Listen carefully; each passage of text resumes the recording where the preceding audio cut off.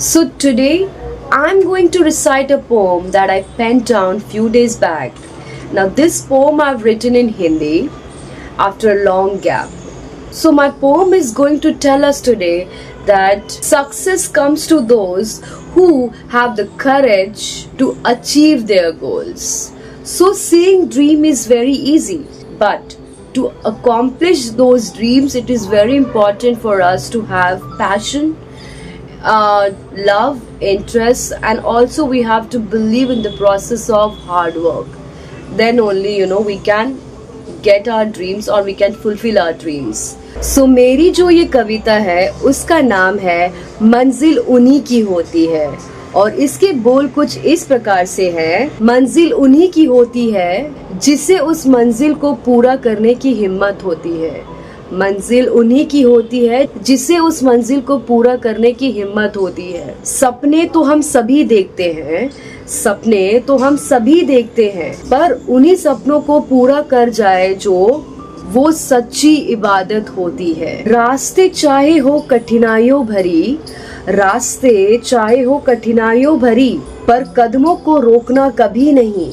गिर कर फिर से उठ जाए जो, गिर कर फिर से उठ जाए जो, उन्हें फिर तोड़ना आसान नहीं। मेहनत का हर एक बूंद कल की कोशिश बन जाती है। जो हार को सीख समझ ले, जो हार को सीख समझ ले, उसकी जीत भी फिर सच हो जाती है। तो मंजिल उन्हीं की होती है, तो मंजिल उन्हीं की होती है जिसे उस मंजिल को पूरा करने की हिम्मत होती है, जिसे उसे पूरा करने की हिम्मत होती है।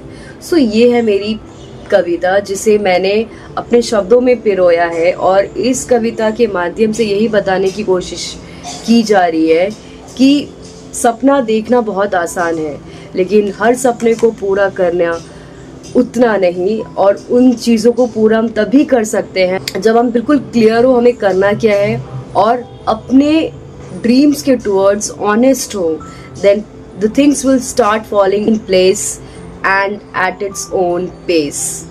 So keep working hard towards your dream and be honest, be loyal to your dreams, and then eventually, gradually you will see the magic which will be rewarded to you, out of your hard work.